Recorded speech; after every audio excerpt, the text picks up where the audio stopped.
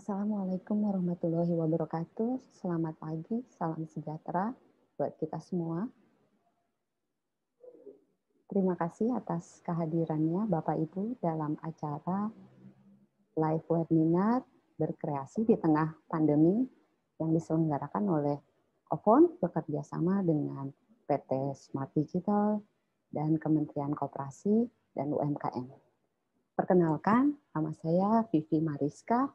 Saya bertindak sebagai moderator pada pagi ini. Di sini kita ingin berbagi tentang tips, sharing bagaimana meningkatkan kreativitas di tengah masa sulit seperti ini. Yang pertama adalah pembukaan dari saya, moderator. Lalu yang kedua akan ada sharing dari Pak Adi Safriansyah selaku Head Commercial Ovon. Lalu selanjutnya nanti ada sharing dari Bapak Gunawan sebagai Kasubag Rencana Program dan Pengembangan SDM ya Pak. Kita juga akan menayangkan video Ovon Small Business. Untuk materi ketiga nanti akan disampaikan oleh Pak Adi Waskita dari Smart ID. Dan yang terakhir untuk materi dari Bapak Sandiaga Uno selaku pengusaha ya.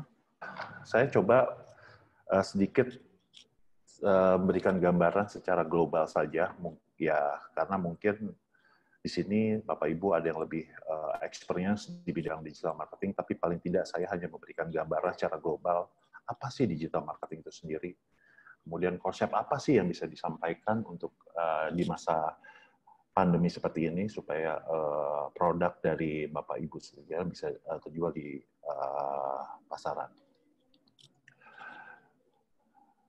Sebenarnya digital marketing itu adalah salah satu upaya pemasaran produk dengan menggunakan media digital dan jaringan internet.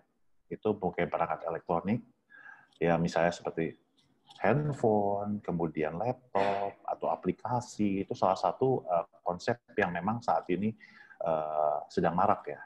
Karena dengan digital marketing ini secara keseluruhan, secara keseluruhan bahwa apa yang didapatkan, apa yang kita berikan, informasi yang diberikan kepada pelanggan itu lebih mengena. Karena banyak saat ini contoh-contoh kayak di mall, kemudian di pasar ataupun di mana sekarang sudah berubah konsepnya. Berubah konsepnya yang mana yang tadinya mereka direct sales langsung diubah melalui digital marketing. Seperti itu.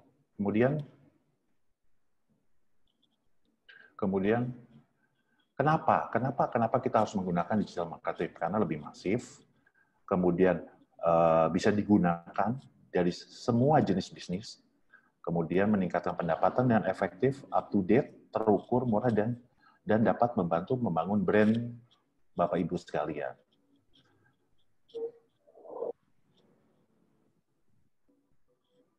Kemudian apa saja sih untuk digital marketing? Yang pertama bisa melalui website, sosmed, email, telepon, chat, ini salah satunya. Salah satu konsep yang biasa dilakukan oleh digital marketing. Ini bisa dilakukan semua, kita bisa menggunakan website, interaksi dua arah, kemudian sosmed, email, telepon, chat, ini bisa dilakukan. Kalau kita bicara saat ini, website, sosmed dia mungkin sudah lama, sudah ada sejak lama. Cuman untuk pada saat seperti saat ini, media-media seperti inilah yang kita bisa berkolaborasi, bertransformasi untuk peningkatan penjualan kita sendiri. Kan kita tidak mau kita tidak bisa bertransformasi terus akhirnya punah seperti dinosaurus lah. Seperti rekan saya pernah berkatakan, kalau kita ingin bertahan jangan seperti dinosaurus, akhirnya kita mati. Gitu, makin lama seperti itu. Kemudian bagaimana caranya? Banyak cara sebenarnya. Mulai dari website itu kita bisa optimalisasi melalui website, blog, segala macam untuk meningkatkan peringkat kita pada saat orang mencari produk ataupun keyword yang akan dicari oleh calon customer kita. Dengan adanya website kita bisa meningkatkan brand awareness kita. Dengan adanya kita punya email, kita juga bisa, kemudian dengan aplikasi mungkin, itu mungkin dari aplikator kita bisa membuat seperti itu, yang mulai dari yang sederhana sampai yang saat ini kita tahu ada media-media online seperti lainnya. Nah, kemudian melalui sosial media marketing kita mempromosikan produknya itu sendiri secara keseluruhan, itu untuk meningkatkan brand awareness-nya, bisa dikenal, kemudian traffic, itu menghasilkan prospek untuk bisnis kita sendiri. Dari semua apa yang dijelaskan ini sebenarnya adalah kita lakukan secara digitalisasi, sehingga apa yang kita informasikan ke pelanggan lebih langsung bisa mendapatkan penjualan yang lebih baik. Bukan selama ini yang kegiatan marketing secara tradisional atau konvensional itu tidak dipakai, tidak. Tapi untuk saat ini itu kurang karena dengan kondisi yang ada saat ini. Gambarannya seperti itu. Kemudian ada juga kita melalui email. Mungkin selama ini Bapak Ibu sudah mempunyai email, dan ini bisa menjadi suatu acuan buat kita untuk bisa menginformasikan, memblast beberapa email yang kita lakukan untuk bisa memperkenalkan produk kepada calon pelanggan kita itu dengan cara salah satunya dari email blast, kemudian bisa inline ke website kita, kemudian melalui inline ke WhatsApp bisnis kita, seperti itu. Kemudian satu lagi adalah bisa katakan dengan call center-nya itu sendiri, telepon yang biasa ini. Kadang orang ada yang suka melalui chat, ada yang melalui telepon, ada yang melalui email. Salah satu adalah semuanya mempunyai kelebihan dan kekurangan sendiri. Kadang kalau kita menggunakan chat, kadang-kadang kita salah ketik, salah informasi, salah persepsi nanti ya seperti itu. Tapi kalau kita menggunakan voice, telepon itu lebih mengena. Mengapa seperti itu? Nah, kami hadir di sini, Ovon, karena kita mempunyai layanan sebuah telepon yang mana dikatakan bahwa Ovon itu memberikan solusi kepada Bapak Ibu sekalian untuk menjadi lebih terpercaya karena kita menggunakan kode areanya itu sendiri. Kalau selama ini mungkin bisa dikatakan melalui nomor telepon handphone, kadang orang tidak percaya apakah benar dia punya. Tapi kalau misalnya 021, 0251, 031, mereka akan lebih aware. Seperti halnya kalau kantor-kantor kan sekarang kalau tidak ada nomor secara geografisnya, orang kurang percaya seperti itu. Nah, ini salah satunya juga ada melalui chat, tadi saya bilang melalui WhatsApp, kemudian chatting di website-nya, bisa inline dengan mobile phone kita, melalui WhatsApp bisnis, seperti itu. Kapan kita akan melakukan digitalisasi ini? Saatnya hari ini, sekarang, di masa seperti ini, kita akan lebih bisa memperkenalkan dengan konsep digital marketing ini kepada pelanggan-pelanggan kita. Supaya pemilik bisnis itu lebih reliable, trust, kemudian will, prepare, dan profesional. Dengan adanya ini semua, secara digitalisasi marketing, otomatis secara keseluruhan bahwa kita sebagai pengusaha ataupun pemilik usaha itu mulai bertransformasi, yang mana tadinya kita secara tradisional merubah menjadi secara digital. Seperti itu. Itu gambaran secara keseluruhan sharing yang saya bisa lakukan, sehingga kita bisa sama-sama bisa aktif dan berkolaborasi, kemudian bisa bertransformasi di masa pandemi ini. Begitu. Terima kasih atas kesempatannya. Waktu dan tempat kami persilahkan kepada Bu Vivi. Terima kasih Pak Adi Syafriyansyah atas sharing-nya, bermanfaat sekali ya Pak. Jadi channel digital marketing itu banyak sekali ya Pak jenisnya ya Pak. Nah, benar sekali, betul. Ya, ada mulai dari lewat chatting, email, betul, website gitu ya. Dan mungkin kalau dari Ovon menyediakan layanan teleponnya untuk call center-nya ya Pak ya. Betul. Oke. Gambaran sedikit bahwa kalau kita katakan bahwa Ovon, kalau kita bicara Ovon dengan masa transformasi digital, kita bisa katakan bahwa OVON itu bisa dianalogikan bahwa yang tadinya off jadi on.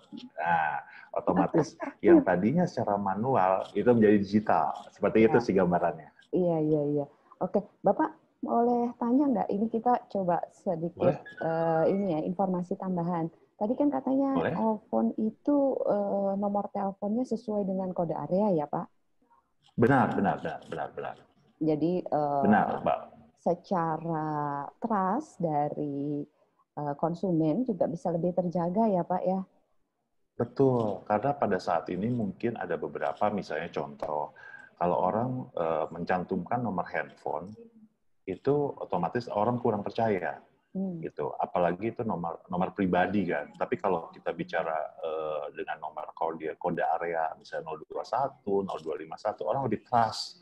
Trustnya lebih lah. Kayak misalnya orang punya kantor, otomatis kan orang berpikir bahwa oh dia punya kantor loh, seperti itu. Ini bisa dilakukan, seperti itu sih.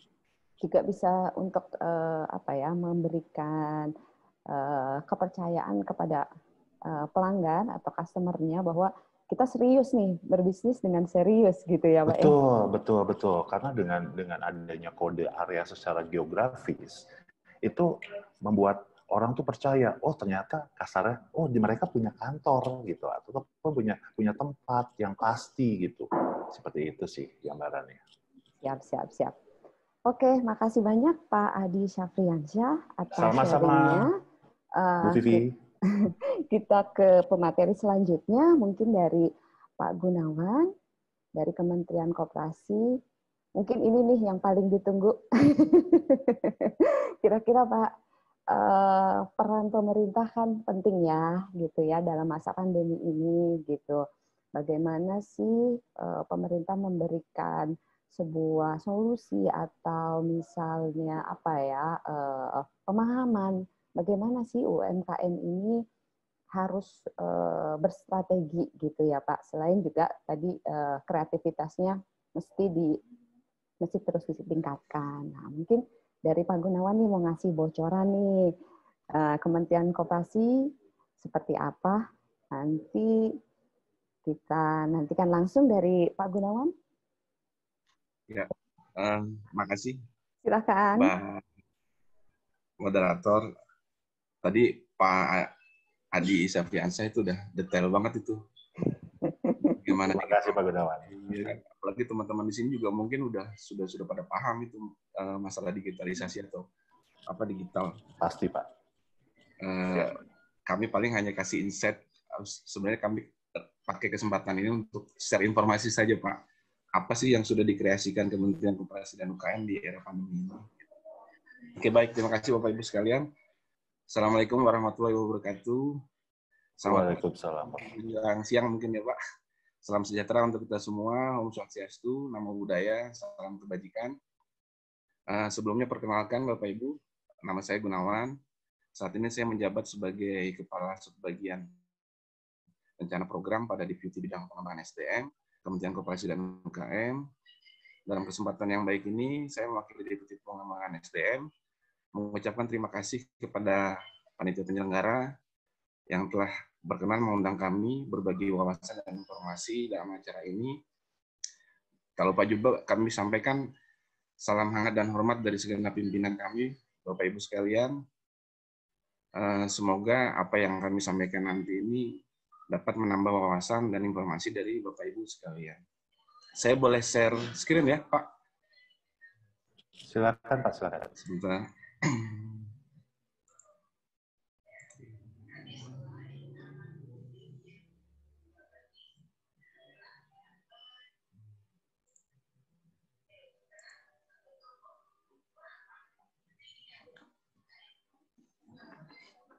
Oke, Bapak Ibu sekalian, tema webinar kita hari ini berkreasi di tengah pandemi. Mungkin pemahaman kita sama, berkreasi di tengah pandemi itu apa, kalau dikaitkan dalam konteks UMKM, seperti mungkin yang tadi dijelaskan oleh Pak Adi Syafriansyah. Tapi tadi pagi saya sempat searching juga, sempat googling juga, saya penasaran apa sih sebenarnya berkreasi di tengah pandemi, berkreasi ini makna katanya. Yang saya dapat berkreasi menurut KBBI itu menghasilkan suatu sebagai hasil buah pikiran. Jadi menurut KBBI, berkreasi itu adalah menghasilkan sesuatu sebagai buah pikiran. Mungkin sedangkan pandemi yang dimaksud tentunya pandemi COVID-19 yang saat ini sedang melanda kita semua. Bapak Ibu sekalian, kemudian untuk menghasilkan buah pikiran yang positif di hadap pandemi ini, tentu kita memerlukan informasi-informasi dari berbagai sumber tentang dampak pandemi bagi kepentingan kita. Informasi-informasi tersebut akan menjadi dasar pemikiran kita dalam berkreasi di era pandemi. Dalam hal ini, pemerintah, khususnya Kementerian Koperasi dan UKM, tentu sangat berkepentingan terhadap keberlangsungan hidup UMKM di masa pandemi ini. Bapak Ibu sekalian, sebagaimana kita ketahui bersama, pandemi COVID-19 telah berdampak negatif pada perekonomian, baik itu global maupun nasional. Ini saya kasih gambaran makro saja, umum. Bank Dunia memproyeksikan pertumbuhan ekonomi global tahun 2020 minus 5,2%. Sedangkan OECD bahkan lebih dari 5,2%, mencapai 6%. Lalu bagaimana dengan Indonesia?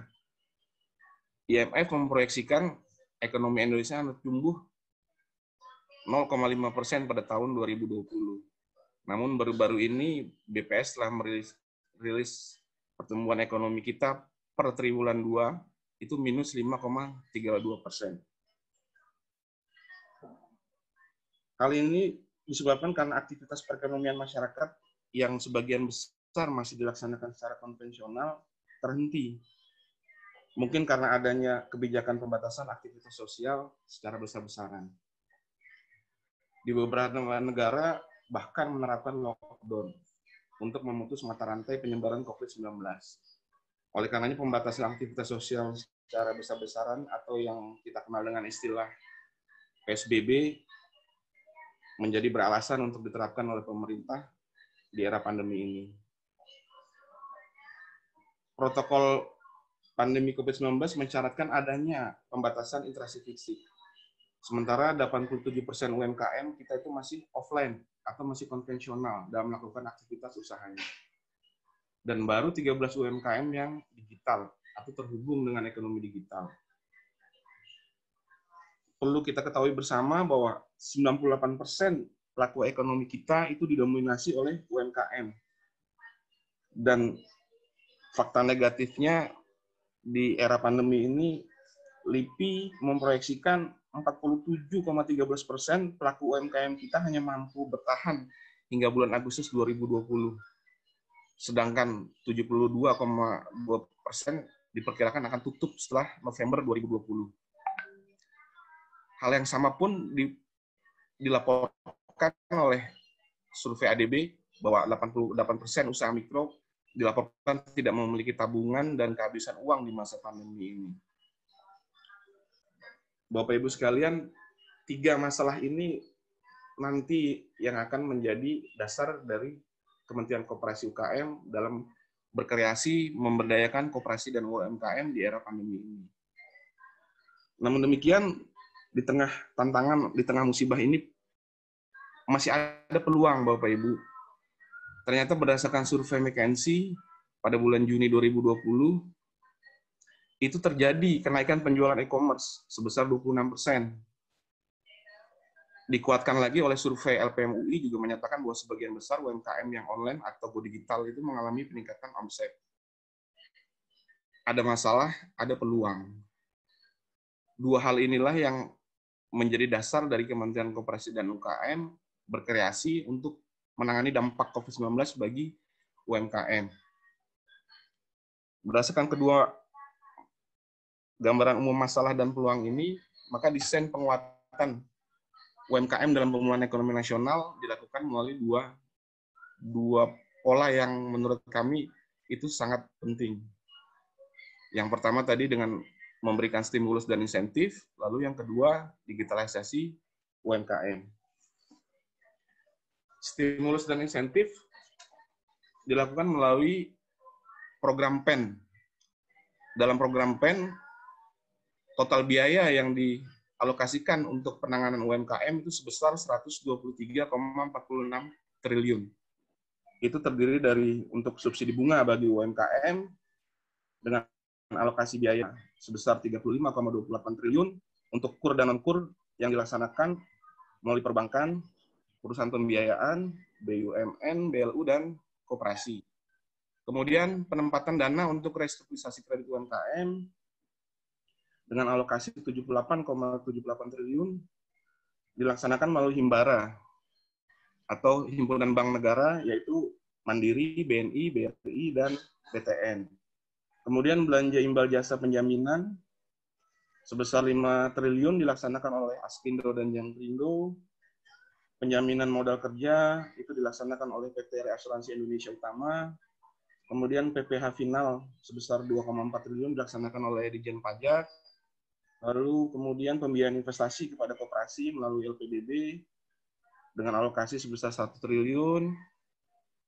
Kemudian selanjutnya ada yang baru-baru ini telah diluncurkan oleh Presiden, yaitu Banpres atau kalau kami menyebutnya BPUM, bantuan bagi pelaku usaha mikro, itu sebesar 2.400.000 untuk per usaha mikro, dibagikan rencananya ke 12 juta usaha mikro di masa pandemi ini. Bantuan itu berupa hibah tanpa harus mengembalikan. Informasi yang terakhir kami dapat sudah tersalur mungkin sekitar 700 untuk 700 ribuan usaha mikro. Bulan Agustus rencana penyaluran selanjutnya mungkin di bulan September. Kemudian digitalisasi UMKM. Digitalisasi UMKM itu pun dilaksanakan, dikelompokkan menjadi 2 pola. Yang pertama untuk peningkatan kapasitas SDM, lalu yang kedua untuk perluasan akses pasar. Untuk peningkatan kapasitas SDM, itu ada EduKUKM. EduKUKM ini sebenarnya sarana pembelajaran daring atau sarana pembelajaran online bagi UMKM untuk mempersiapkan lebih banyak lagi pelaku UMKM agar bisa mengadaptasi teknologi melalui pelatihan berbasis online. Ada juga kami sediakan aplikasi laporan keuangan mikro, dapat diunduh secara gratis oleh UMKM di Play Store. Kemudian ada juga program Kakak Asuh UMKM. Ini juga adalah pelatihan online digital marketing bagi UMKM. Program ini diwajibkan nanti calon Kakak Asuh itu setelah dilatih mencari 1 atau 3 adik asuh untuk diregistrasi ke platform online dan didampingi. Kemudian ada juga pahlawan digital UMKM. Ini juga program yang baru di-launching oleh Pak Menteri kemarin. Program ini hadir untuk memberi apresiasi kepada para inovator digital UMKM, serta menjaring banyak inovator muda lain yang sudah berinovasi untuk membantu UMKM. Kemudian ada pelatihan e-commerce, entrepreneur melalui APBN dan alokasi khusus. Lalu yang terakhirnya ada menjadikan LLP KUKM sebagai Center of Excellence. Ini dengan pola adopsi model seperti yang ada di Jerman. Kemudian perluasan akses pasar, kita juga mendukung UMKM itu terlibat dalam proses pengadaan barang jasa pemerintah melalui laman khusus UMKM pada e-katalog LKPP. Potensi total nilai paket pengadaan pemerintah ini yang bisa dimanfaatkan oleh UMKM itu diperkirakan sebesar 310 triliun. Kemudian kami juga mendorong UMKM itu terlibat dalam pengadaan BUMN melalui platform pasar digital Padi UMKM. Ada juga UMKM katalog digital Emoji, ada Sparktrade, dan lain-lain sebagainya. Sebenarnya masih banyak nih Bapak Ibu, cuma kami sampaikan makro saja.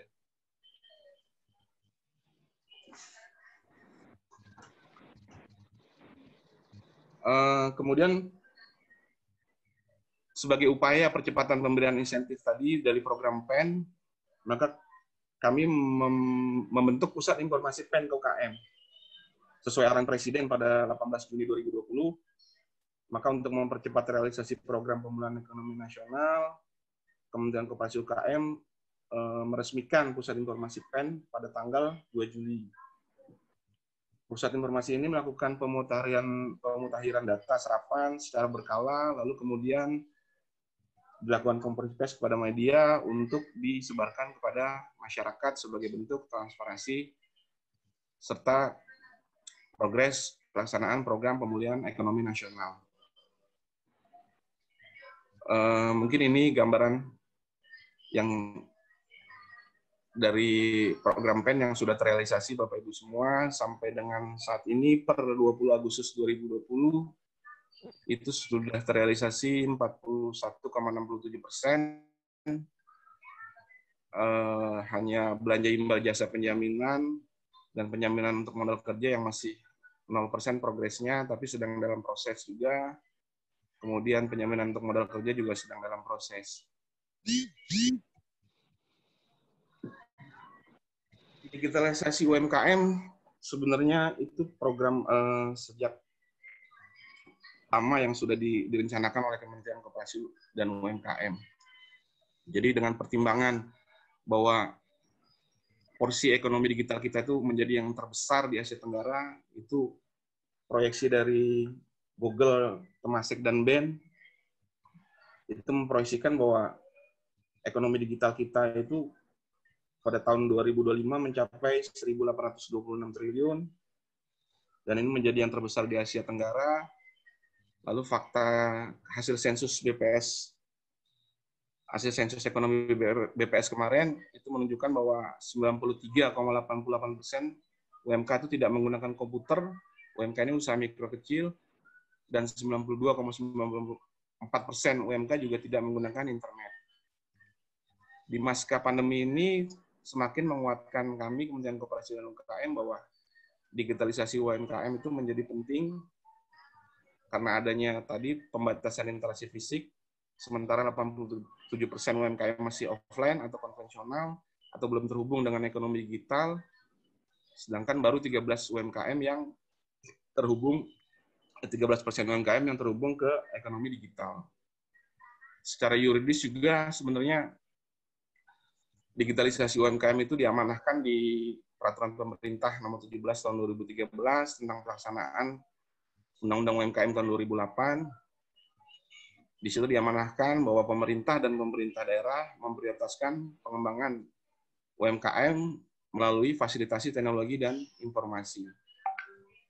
Berdasarkan kedua latar belakang ini, maka digitalisasi UMKM yang kami laksanakan yaitu berupa fasilitasi pemanfaatan teknologi dan informasi dalam proses bisnis UMKM. Saat ini fokus fasilitasi tersebut kami fokuskan ke pemasaran dan permodalan dengan tujuan menghubungkan UMKM ke dalam ekonomi digital Indonesia. Target untuk tahun 2020 sebanyak 2 juta UMKM dari baseline 8,3 juta atau menjadi 16% dari 13% UMKM digital. Fasilitasi pemanfaatan teknologi dan informasi membutuhkan sarana proses pemanfaatan teknologi dan informasi. Lalu kemudian untuk menghubungkan UMKM ke dalam ekonomi digital Indonesia, itu membutuhkan teknologi dan informasi yang mampu menghubungkan UMKM ke dalam ekonomi digital. Kedua demand ini telah kami petakan, dan untuk sarana proses, kami Kementerian Koperasi UMKM ke depan akan menyediakan sarana tempat, peralatan, dan SDM untuk proses penguatan TI oleh UMKM, yaitu dalam bentuk Center of Excellence pusat, yaitu yang ada di Gedung Gatot Subroto, Smesco, rencananya akan kami jadikan Center of Excellence. Kemudian untuk teman-teman UMKM di daerah, kami rencanakan PLUT itu menjadi Center of Excellence regional sebagai titik kontak center UMKM di daerah nanti. Jadi mereka dapat belajar di PLUT bagaimana itu manufaktur digital, apa saja tentang digital. Kami harapkan rencananya ke depan seperti itu. Kemudian untuk teknologi informasi yang menghubungkan UMKM ini dibutuhkan peran dari dunia usaha, yaitu terutama platform digital, e-commerce, fintech, dan lain-lain. Kemudian tantangan digitalisasi UMKM di masa pandemi yang kami jalankan, yaitu target digitalisasi UMKM 2020 itu sebanyak 10 juta UMKM. Kemudian data Kominfo per 31 Juli kemarin, itu sudah ada 9,4 juta UMKM yang terhubung dengan ekonomi digital atau bertambah 1,4 juta UMKM dibanding data awal yaitu 8,3 juta, sehingga kami masih kekurangan sekitar 600.000 UMKM untuk dihubungkan ke ekonomi digital, mungkin dalam waktu tinggal 4 bulan ini. Lalu kemudian isu keberlanjutan, jadi UMKM yang ada di marketplace ini harus bisa bertahan, jadi tidak hanya terhubung dengan ekonomi digital saja, tapi mereka juga harus bisa bertahan dan bahkan memiliki transaksi yang berkelanjutan. Lalu kemudian dibutuhkan koordinasi teknis untuk mengkonsolidasi program lintas stakeholder, karena kementerian kami, kalau berdasarkan regulasi undang-undang, hanya sebatas Kementerian Koordinasi dan Kebijakan, sedangkan UMKM itu terpecah, diberdayakan ke dalam 18 kementerian lembaga. Kemudian yang terakhir, risiko persepsi publik, yang saat ini selalu mengaitkan konteks digitalisasi itu hanya menguntungkan korporasi, karena kami berpikir cepat, berpikir quick win, bagaimana caranya supaya UMKM ini bisa memanfaatkan peluang yang ada di ekonomi digital, mau tidak mau, kami harus menggandeng beberapa platform digital yang sudah firm atau sudah besar, karena kalau untuk membangun dari awal, itu rasanya sudah tidak mungkin, mengubur ketertinggalan. Kemudian, ini cuma lampiran doang. Ya. Oke, saya kira cukup itu kali ya, Bapak Ibu sekalian. Mudah-mudahan bisa menjadi informasi. Lebih dan kurangnya kami mohon maaf apabila terdapat kata atau kalimat atau penjelasan yang kurang tepat. Bila taufiq wal hidayah, wassalamualaikum warahmatullahi wabarakatuh. Avon for Small Business. Teknologi saat ini dapat memberikan kemudahan dan membuat hidup lebih menyenangkan. Pada saat bekerja, kita tetap dapat bebas berkreasi dan mencari inspirasi di mana dan kapan saja. Di saat bisnis semakin berkembang, secara otomatis kepercayaan mulai terbangun, sehingga Anda perlu mempersiapkan bisnis Anda menjadi lebih profesional lagi. Kredibilitas dalam menjalankan bisnis menjadi modal yang kuat. Untuk menjadi bagian dari industri, pelanggan Anda perlu keyakinan profesionalisme Anda.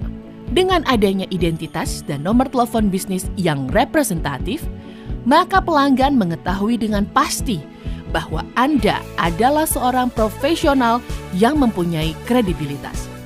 Kapan dan dimanapun Anda berada, pelanggan tetap dapat menghubungi Anda melalui nomor kantor bisnis Anda. Karena Anda adalah seorang profesional, maka Anda dapat melayani kebutuhan pelanggan secara leluasa dan bebas.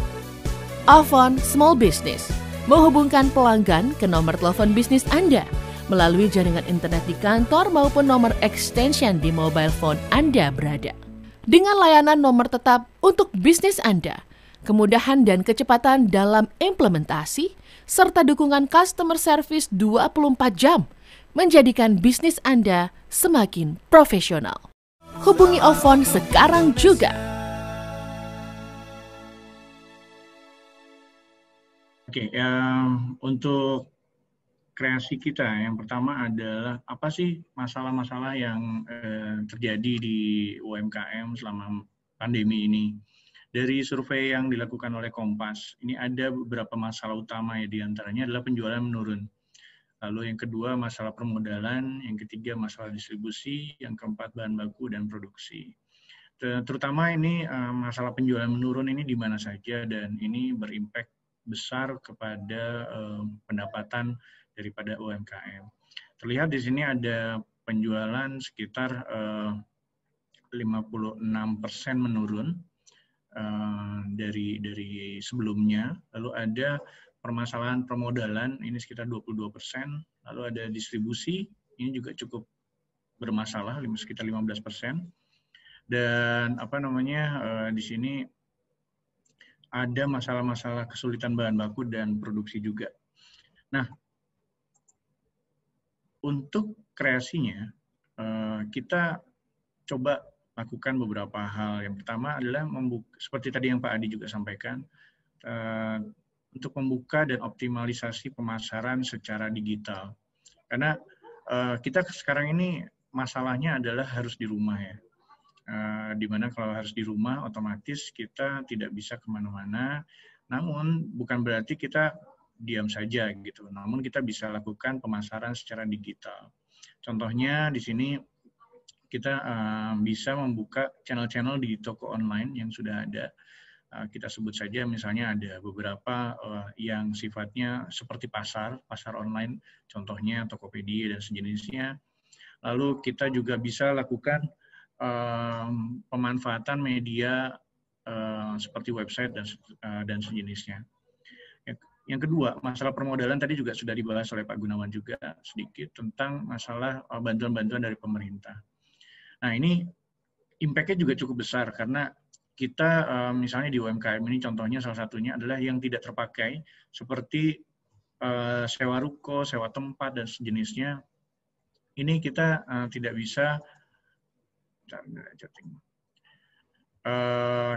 bisa untuk menggunakan, namun harus tetap membayar gitu. Nah ini contohnya kita harus kurangi beban-beban yang sifatnya capex atau pemodalan di awal.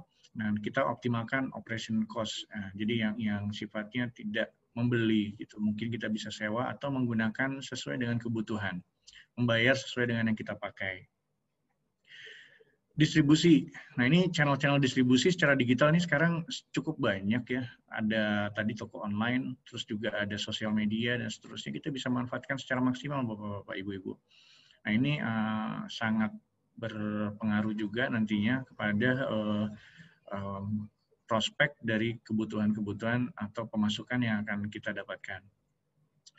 Yang berikutnya lagi tentang bahan baku. Bahan baku ini kita bisa memanfaatkan inovasi dengan menciptakan produk yang ramah lingkungan. Nah ini juga sempat terbersit ya kemarin tuh ada beberapa UMKM curhat lah gitu istilahnya kan. Pak gimana nih saya harus bikin tapi sekarang bahan bakunya susah gitu loh. Nah mungkin kita bisa manfaatkan kalau itu warung tetangga ya, istilahnya warung tetangga tuh kita beli dari sekitar kita, jadi nggak sulit. Mungkin harganya sedikit lebih mahal, tapi dengan begitu kita bisa menggerakkan ekonomi juga, walaupun secara lokal. Lalu yang berikutnya lagi kita produksi.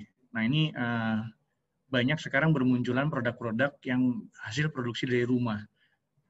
Tidak melulu harus produksi pabrikan, tapi ternyata dengan the power of kepepet gitu, kita bisa ciptakan produk-produk baru yang bisa dikerjakan dari rumah gitu. Contohnya apa gitu? Sekarang banyak bermunculan, kalau dulu tuh kan kafe-kafe mungkin yang ternama-ternama aja ya, harus dengan suasana yang cozy, terus dengan musik live dan sejenisnya. Sekarang mereka justru nggak bisa berjualan, tapi yang bisa jualan justru produk yang dari rumahan, tetap kopi, tetap minuman, tapi produksinya dari rumah gitu seperti itu. Itu contohnya. Selanjutnya kita pasarkan produknya. Kita ada beberapa kiat ya untuk pemasaran online karena tadi sudah cukup dibahas oleh Pak Adi juga.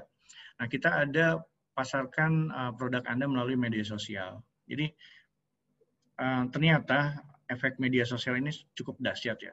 Beberapa bulan lalu saya coba bantu ada beberapa UKM itu dari dia memiliki subscriber ya, ini kebetulan di YouTube, itu dengan subscriber misalnya cuma 100-an, dengan 3 hari 4 hari kita coba buatkan campaign, itu bisa melonjak sampai 2.500-an dalam 3-4 hari. Jadi, dan itu organik ya, bukan kita beli lah gitu istilahnya. Nah itu modalnya nggak seberapa, tapi bisa mendapatkan hasil yang maksimal. Dan tentunya ketika sudah kita memiliki subscriber tadi, itu kita akan lebih mudah untuk menjual sesuatu, produk Anda tentunya. Lalu kita bisa manfaatkan platform website. Nah ini kadang yang terlupa, kita punya produk tapi nggak punya website. Nah kunci utama yang kadang terlupakan adalah kita harus membuat satu website itu seperti kita punya rumah, kita punya toko. Di situ ada showroom, kita ada bisa pajang barang-barang kita, solusi-solusi kita, dan ini potensi yang cukup besar. Dan itu bisa buka 24 jam tanpa Anda bayar tiap jam sekian gitu. Lalu yang tadi juga sudah sempat dibahas tentang kirim email marketing kepada segmen pasar Anda. Segmen pasar ini penting banget.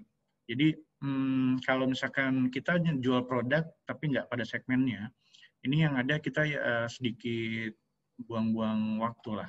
Nah, tapi kalau misalkan kita kirim email atau kirim informasi kepada segmen yang kita inginkan, insya Allah sedikit aja itu langsung mendapatkan hasil yang maksimal.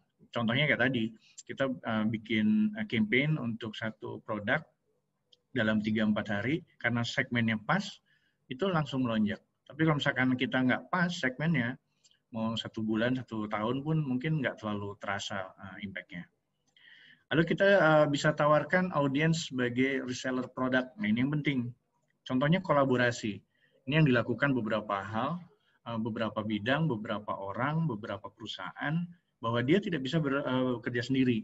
Dia harus bekerja side by side dengan orang. Dia harus ada partner yang bisa membantu. Karena kita ini kan makhluk sosial ya, harus dibantu oleh beberapa atau banyak orang. Nah, kalau misalkan kita mengerjakannya semua sendiri, itu pasti akan keteteran dalam hal ini. Itulah perlunya kita membuat beberapa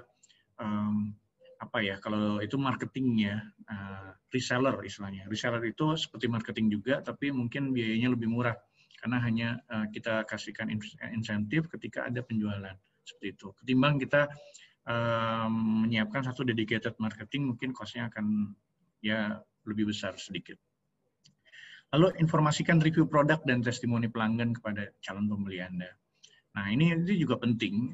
Kenapa waktu itu ada di Tokopedia itu atau di Shopee dan sejenisnya itu ada rating, atau bahkan di beberapa ojek online itu juga ada rating, ada bintang dan sejenisnya. Itu penting sekali untuk melihat reputasi daripada produk Anda.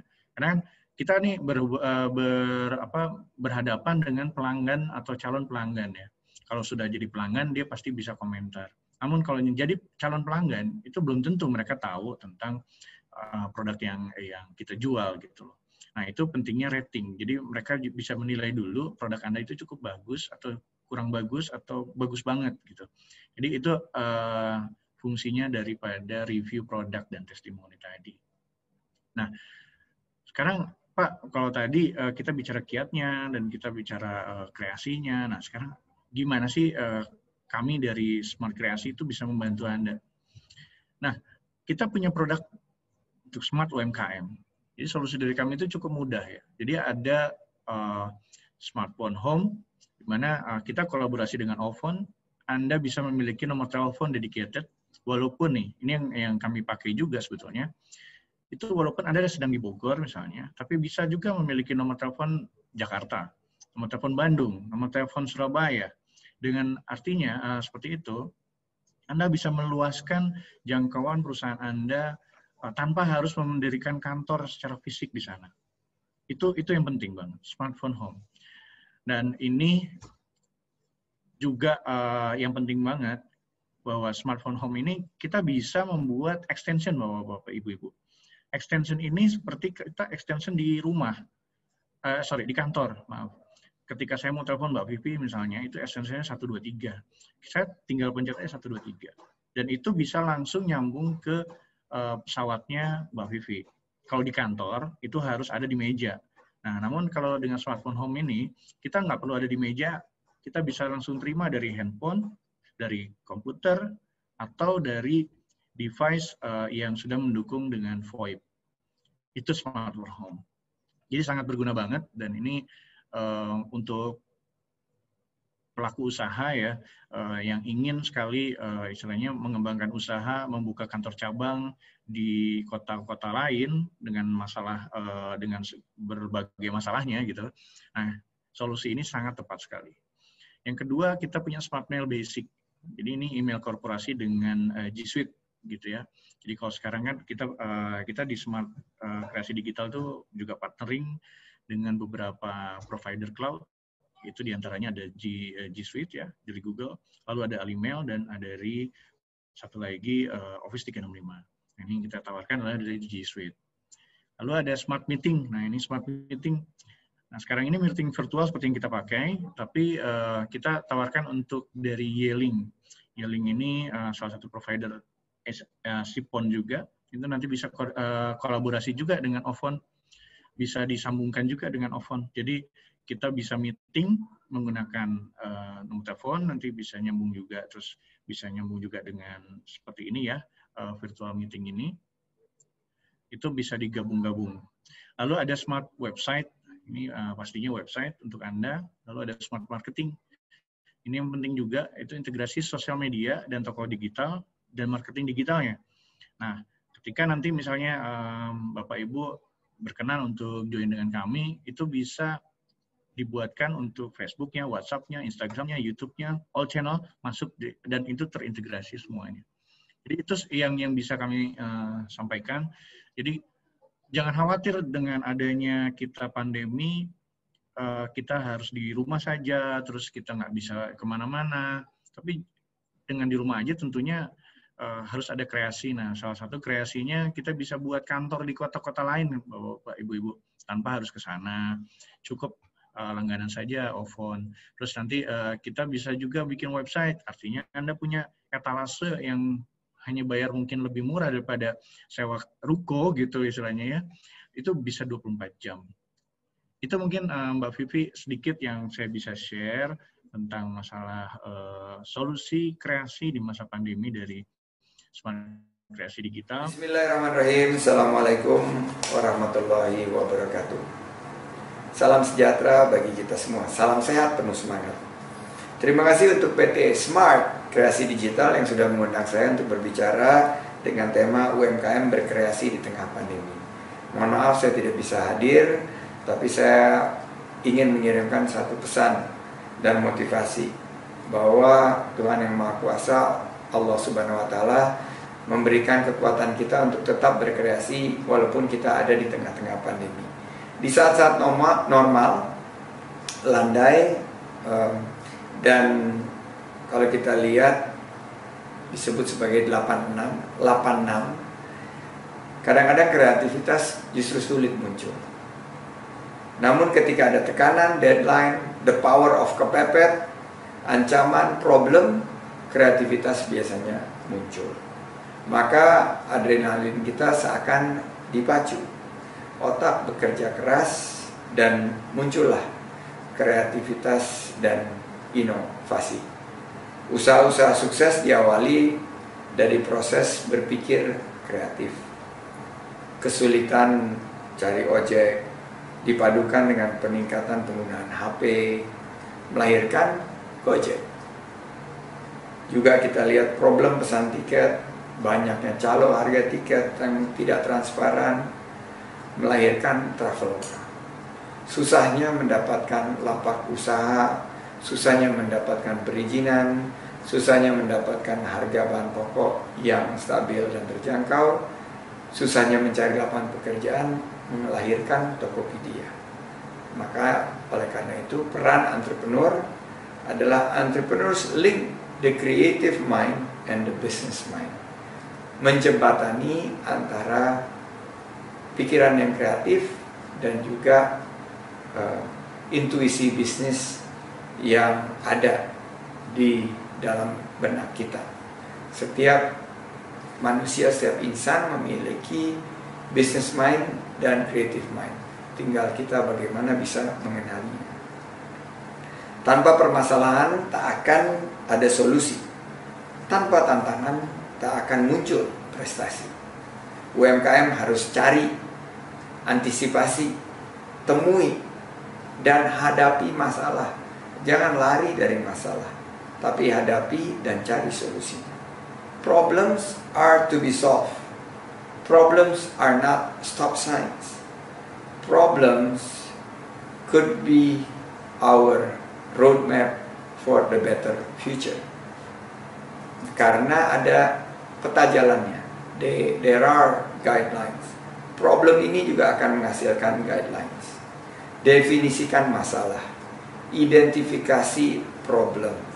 Jadikanlah sebuah statement dan kita mampu untuk menjawab tantangan-tantangan tersebut dengan terus berinovasi, berkreativitas, dan solusikan masalah yang ada di sekitar kita. Sukses untuk UMKM berkreasi, pandemi menghasilkan solusi. Wassalamualaikum warahmatullahi wabarakatuh. Waalaikumsalam warahmatullahi wabarakatuh. Alhamdulillah acara hari ini sudah selesai kita laksanakan. Semoga bermanfaat, mendapatkan barokah dan kelancaran bagi usaha Bapak Ibu sekalian ke depannya. Kami dari segenap panitia OVON, Smart Kreasi Digital dan Kementerian Koperasi dan UMKM mengucapkan terima kasih banyak